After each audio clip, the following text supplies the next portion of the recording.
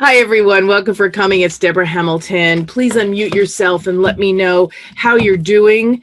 I welcome you to, I think, the third or fourth in a series of helping people plan for the care of their pets during COVID, but also talking about how we are sheltering at home with our pets during COVID. It's been quite a time, I think, and I'm so grateful that all of you are here. I'm hoping for a few more to, there you are, Deb, a few more to come in. Please unmute, or I will unmute you all. There you go. Um, you should all be unmuted soon, unless you've muted yourself. Unmute. Okay. Yep, everybody is unmuted. Thank you so much for coming. It's Deborah Hamilton, Hamilton Law and Mediation, and the Why Do Pets Matter podcast, which I hope some of you will go and listen to. Fun times with people from all walks of pet life, pet service, pet ownership, attorneys, veterinarians, pet service providers. So please go to Why Do Pets Matter on the iTunes podcast. If you go to your app on your phone, it'll be there. It's pretty cute, and it's a picture of me and Jezebel on the front. So without further ado, I know time is of the essence, and I want to make sure that I check in with everyone and see how everyone's doing. So Diane, welcome. Let me know if you've connected your audio. Unmute all. All mine are unmuted. So Diane, are you there? Okay, so as Diane is, hi Deb, how are you? Nice to see you again. I'm so glad you're here. How's everything going this week? Very well. I did. Oh, Diane, you're here. Great, perfect. Hold on, Deb, 1 minute. We're going to check in with Diane. Diane, how are you? Can you hear me, Deb? I can hear you now. Oh, perfect. Sorry, I'm using my husband's computer, not my work computer, so it took a little navigation. Yeah, I know. We're all learning you. so much while we sit home. You're doing good and the dogs are good. We are all very good, thank you. Wonderful. Thanks so much. I'm so glad to hear that. Deb, how are you doing this week?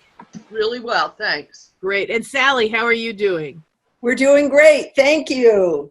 Super. I'm so glad you're all here. I know some of you are repeat offenders and some of you are new, so I'm so pleased to have everyone here. I wanted to talk today about the different things that have happened this week that have come to my attention and that you guys should know about, because it is really tricky to understand how to make a plan for your pet. I got some information from a colleague of mine who's a licensed animal rehabilitator and rescue person from Illinois. I got the AVMA's note saying, make a plan for your pets. Everybody is sending out, make a plan for your pets, make sure you have an emergency plan for your pets, make sure you have this and you have this and you have this. And I sat there and I said, but they never really take the agita out of the process. And that's what this meeting today, which I have every Tuesday, is trying to do, because we all have a little bit of discomfiture around being home with our pets and knowing that we're well. Thank you. Everyone stay well. Don't want anybody to get sick. However, if we do become ill, what happens? I was on a radio broadcast with my friend Melanie Porter later last week, and we talked about how to plan for pets. She's one of my graduates of my MAP plan, and she has everything right there, right in front of everyone. So if something happens to her, and she's much younger than me, if something happens to her, her pets, everybody knows everything about her pets. But then she sent me an article from a newspaper in New Jersey where a 72-year-old woman slipped and fell in her house and broke her ankle. So I just almost slipped and fell in my house this morning on the carpet at the top of the steps, which of course is never the good carpet to slip on. You can slip on a lot of carpets and fall down. Slipping on a carpet at the top of the steps and falling down the steps, I don't bounce as well. Gravity is not my friend any longer. Usually it's the dogs who are trying to see if they can end my life, but today it was a carpet.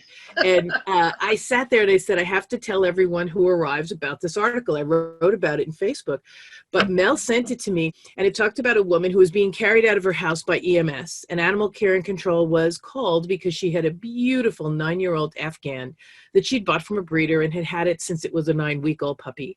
And she said, "What are you doing with my dog?" And they said, "Well, we're going to send it to Animal Care and Control. It'll be there for 30 days, no problem. You know, when you're ready, you can call, get out." Well, she left her phone. I mean, I sometimes leave my phone home too, and I really get upset when I'm on my daily walk and I leave my phone at home because I don't get credit. It really pisses me off. I don't know about you guys, but I like that, you know, my Apple phone will lodge the steps I take. And since COVID started, I'm doing 10,000 steps every day, which all of us should probably try to do, because some of us are trying to show our dogs or keep up with our dogs. And so it would be good to walk. So anyway, she writes me this, she sends me this article where this woman fell down, was taken away, assured that she'd be able to see her dog again. She forgot her phone, which we do. We forget our phones. And she then went to rehabilitation after surgery. And her dog was taken by Animal Care and Control. Then Animal Care and Control sent it to a rescue, and then the rescue adopted it out.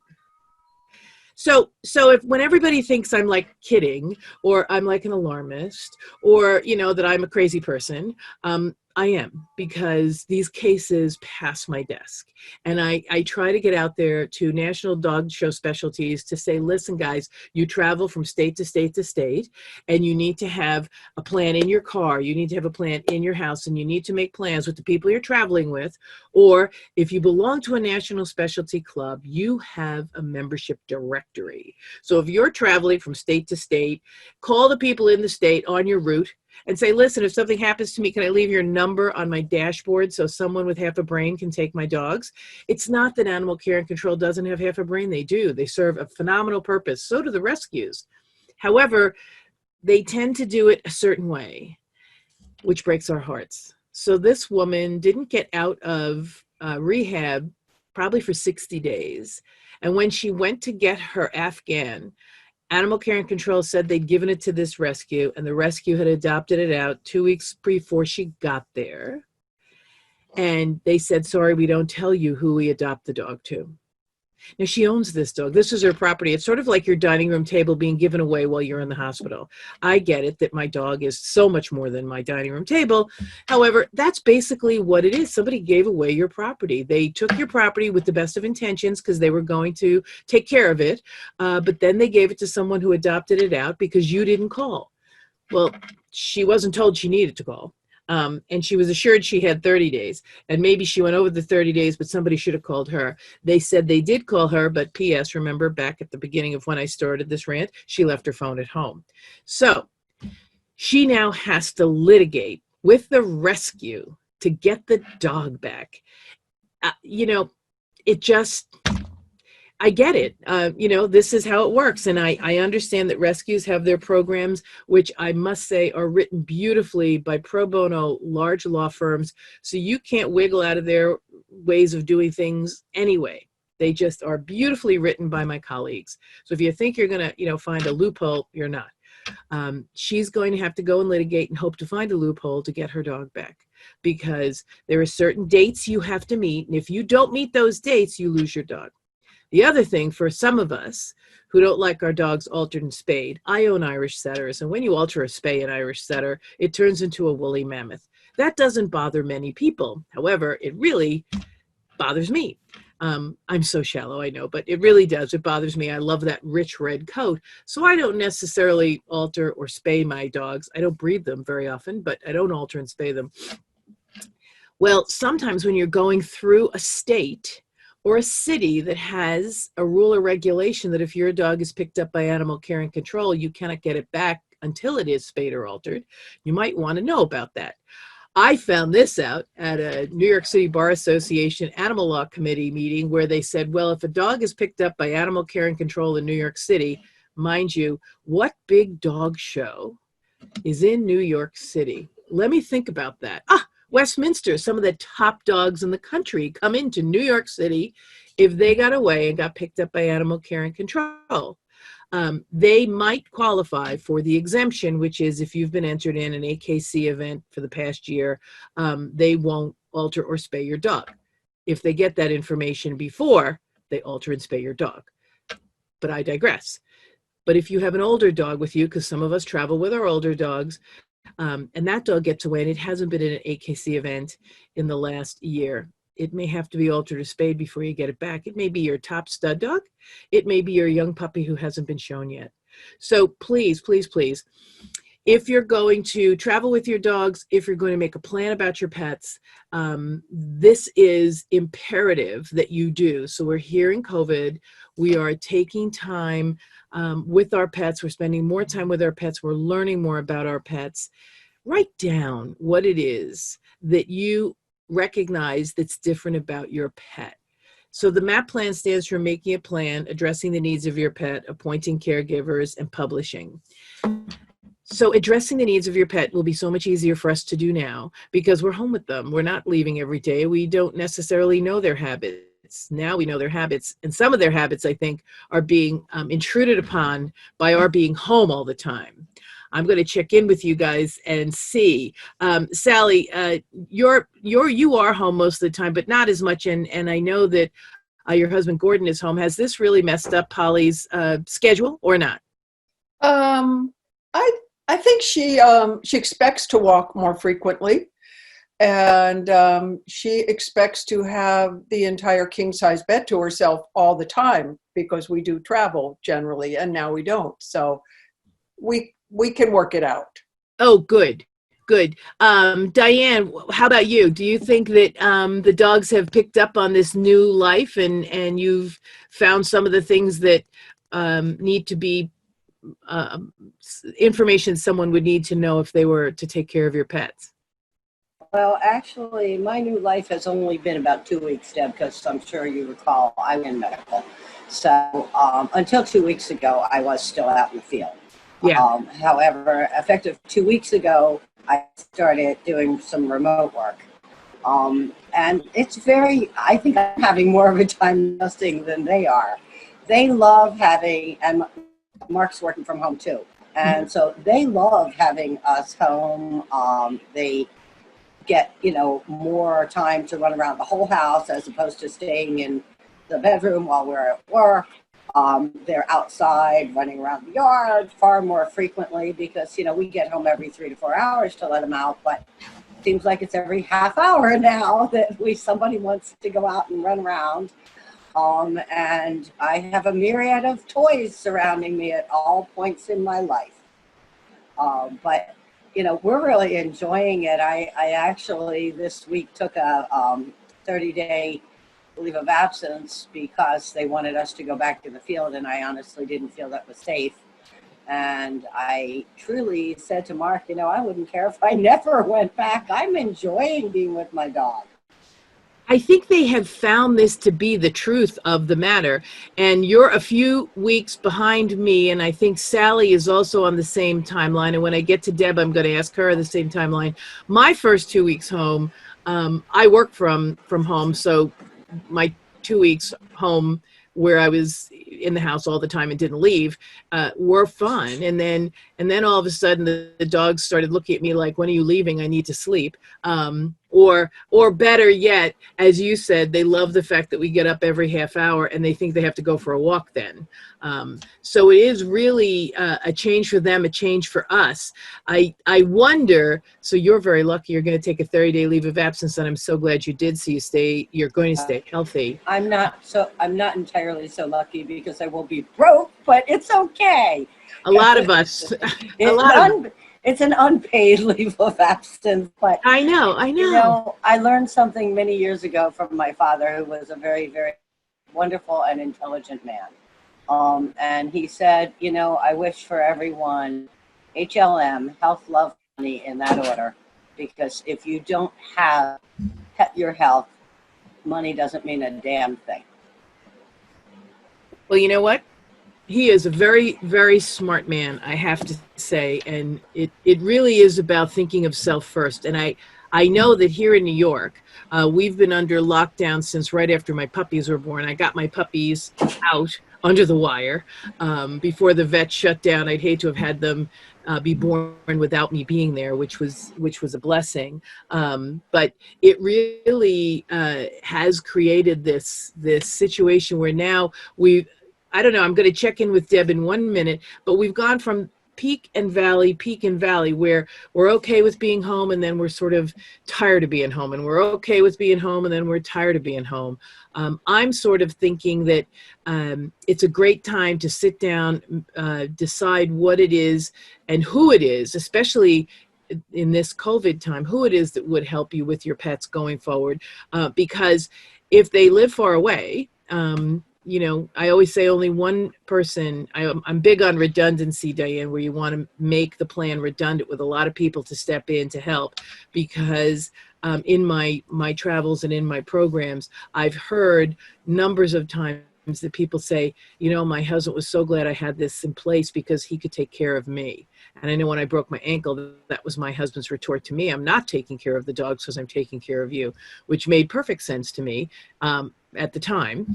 And so let me check in. Deb, how are you faring now? How's it going? Are the dogs getting a little antsy? Are you getting a little antsy? Well, I'm retired, but I'm used to be doing a lot of dog activities all the time. So I think being home, and then when I do go out, I think it's created a little bit of separation anxiety with a couple of my dogs, which I hadn't thought about that, but Yeah, the shift, right? The shift of what they're used to. It's amazing how quickly they adapt and like what they see, so to speak. You know, they adapt, they like what they see, and they're not so sure they want this to change. There was a great comic on Facebook where somebody used those lips that move, which my girlfriend Susie Sullivan uses on the puppies all the time. And it said, when are these people going to leave the house and let me go to sleep when I'm supposed to go to sleep on their bed? And when are they going to stop walking my legs off? And when, you know, because it's different for them. And so at this time, while we're all sheltering in place, recognizing that if God forbid something happened, we need to make sure that the people who are going to take care of our pets are easily accessible to animal care and control. I told you that earlier story because people often say to me, Deborah, that's never going to happen. Yeah, it is. Because it just, things go forward. My puppies are 6 weeks old today. I can tell you that I don't know where the last 6 weeks went. I don't even know where yesterday went. And for me, I know that time is flying. And if we don't sit down while we're home now and decide who is it that would take care of my pets, who would best understand my pets, and here, let me write down what each pet is like, really delve into, well, I'd really like, you know, not to have you do this, and I'd really like you to do this, and this is what I found. And, you know, now maybe because I've been home, my dogs have a little bit of separation anxiety, or, you know, maybe I found out when I'm on a walk and the dog is on a leash, because I know this for me, when my dog is on a leash, they really are much less willing to interact with strange dogs. And it's amazing, thank God for COVID. I had this conversation with the girl I walk with every morning. I said to her, you know, people really take umbrage when you don't want your dog to meet their dog. And I don't know, Sally, if you've had this happen when you're on your walk, or Deb, if you've had this happen, or Diane, if you've had this happen, I don't really want to meet your dog. I think you have a lovely dog. And I tell you, your dog is beautiful all the time. And I'm not uppity, really. It's not because my dogs are purebred or because of anything like that. I just don't know how your dog's going to meet my dog. And I don't know how my dog's going to meet your dog. So I take the time, and this is something you might want to leave in your MAP plan when you address the needs of your pet. I don't make my dog meet dogs. Just because Diane wants me to meet her dogs, I might say, no, that's okay. Today we met a dog on the road who was off leash, of course. And the woman had it under control, not even a little bit. She kept calling Harry. And I said, oh, handsome Harry, isn't that great? I've got Junie and Roxy in my hands. Susie has Atticus in her hands. And Harry is not listening to this woman one iota. And I said, I was trying to be really nice. I said, we'd really love to meet Harry, but in COVID, we really don't want to meet Harry. Maybe some other time, but just not right now. And she's like, oh, I understand. I understand. And she's calling Harry, and Harry's giving her the paw. And, you know, Harry finally came back. When I told him, Harry, go see your mom. She really loves you. She wants you. Go see your mom. And I'm like, oh my God. I talked to Susie, who was walking with me, and I said, you know, people sometimes get really upset. And I don't know how that lands with all of you guys. Tell me, please, because I might just be sensitive, but I really want my dogs to be in my space, and I'd really like your dogs to be in your space. And if I know you, I know all of you now, and I probably would be more than happy to take a walk with you and meet your dogs after COVID. But if I don't know you, if you're just a neighbor and I don't know you and I don't know how you take care of your dogs or anything like that, I'm not criticizing you. Please, God, don't think that. But I don't want your dogs on my dogs either. So Diane, tell me if you, when you walk your dogs, if you let them meet everybody or not, and am I crazy? I could be. Well, no, you're definitely not crazy. And I say, Deb, I haven't seen you for years, but my big thing that I do with my dogs is performance events. And so Yep. I'm an obedience and agility person, and my dogs need to pay attention to me. And I just always politely explain that to people, that I need to be the most interesting thing in my dog's environment. And I appreciate, you letting your dog come forward. However, my dog, this is a great exercise for them to be paying attention to me. And so you'll have to excuse them if they can't interact with your dog right now, because I'm using this as training time.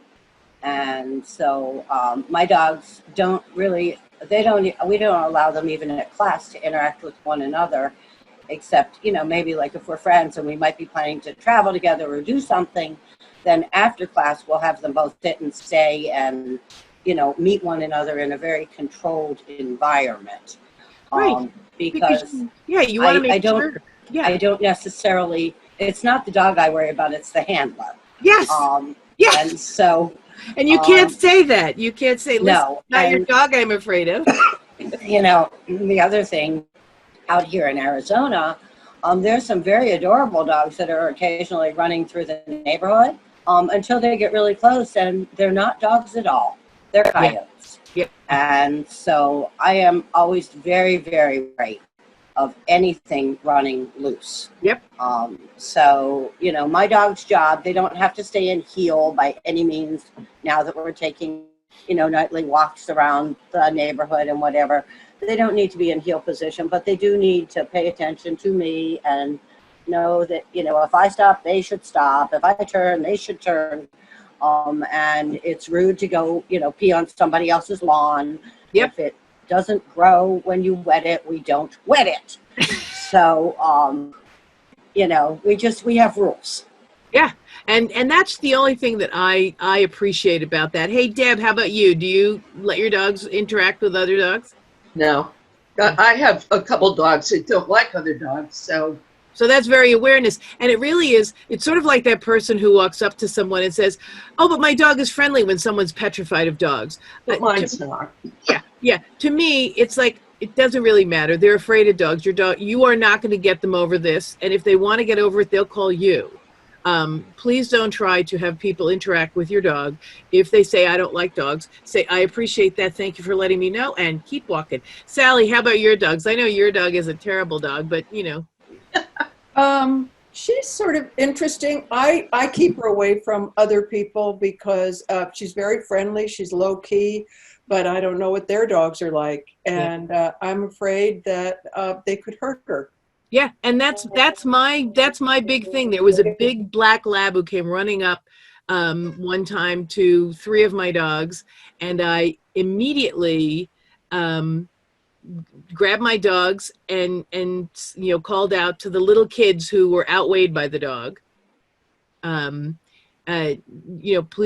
Please keep your dog away. And of course they couldn't. So I gave my dog to Susie, and then I grabbed the black lab. And I know that their parents are mad at me because I told the kids they shouldn't really walk the dog without an adult because the dog outweighs them. And he's a sweet dog. He's a sweet, dopey black lab, totally untrained. Diane, you would be horrified.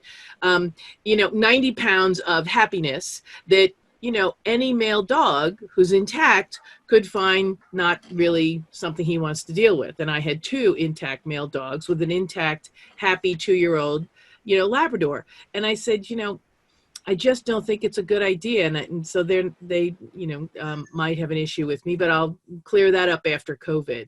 I know it's 12:25. I want to let you guys know that I'm so grateful you're here. I'd love to have you come back because I think these conversations about how we live with our dogs, how we walk with our dogs, how we make the plan for their care is key.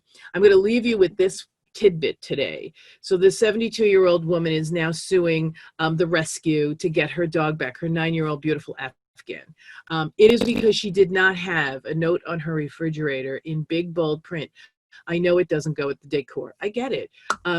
My kitchen never looked like Better Homes and Gardens because I had a sign on the refrigerator that said, in the case of an emergency, please call these 3 people. Please, God, don't give them one person's name. Give them 3 and make sure one of the people on that card on your refrigerator is your neighbor who can come in immediately and say to the EMS and Animal Care and Control, yes, I've got this covered. I'm right here. Even if the person has told you, listen, Sally, I'm only going to be here like 1 day and then you better find somebody else to take the dogs. You've already done that. You know that there's someone, well, maybe not now in COVID, but let's hope there's someone else who's going to do the long-term care of your pets. But you need that immediate person to give Animal Care and Control the information they need to leave your dogs in place.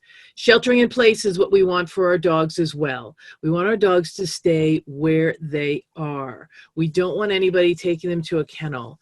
There's a big AKC video out where they took a bunch of wire hair pointers that were part of family business. So it was sort of a puppy mill kind of thing, but they really took care of their dogs. But they didn't vaccinate them because they didn't go anywhere. They vaccinated the puppies as they left, but then the adults never got vaccinated. They took them to a local I guess it was like one of those 4-H pavilions where people come and bring all their farm animals and compete for ribbons. All the dogs caught parvo, and I guess maybe 3 survived, adult dogs. So it was like a nightmare. This guy lost all of his dogs. It was a nightmare. So we need to make sure that we shelter in place with our dogs, love our dogs. I love all of your dogs and cats and birds and horses, whatever you have. But you also need to make sure they'll shelter in place if something happens to you, and that you have the people lined up to come in and take care of them both immediately and then long-term if necessary. Please don't leave it to your spouse who may be in the ambulance with you if, God forbid, something happens to you. Although that's the best, if that's all you have, that's the best you have. But make sure you make friends with your neighbors. I've just moved into a new house. I'm renting here until my husband and I decide which latitude we're going to live at. If that's the one that goes from warm to cold, I want to go cold. So Diane, you'll understand. I want to go cold. He wants to go warm. So we're having a little bit of an issue. But you really need to make sure that you have someone nearby who can at least attest to the fact they'll let the dogs out in the backyard. And that's the last tidbit I'm going to give you. I would never suggest that anyone take my dogs for a walk, ever. Unless it's my husband, he can take my dogs for a walk. But if someone's coming to help me out, unless I know them really well, I would not let them walk my dogs. I'd say, please take my dogs out in the fenced backyard. Just let them out there. The dogs will survive if they don't take a walk, you know, for 5 days, 10 days, they'll survive. You don't want, God forbid, them to drop the leash and the dog to be gone, because if it's someone they don't know very well, they may not come back. So thank you all so much for coming. It's 12:29. I do not want to keep you over. Please come back next week. We'll be here. And we'll talk more about making that plan. What should you have in it? And appointing caregivers. How do you find them? Well, I said find a neighbor, but then there's other ways. And then there's the publishing, which is really important because your plan is only as good as the people you give it to that can carry it out. And that's your attorney, your veterinarian, and the people who are your caregivers. So until next week, thank you so much all for coming. Be safe, be well, shelter in place. Everybody stay safe.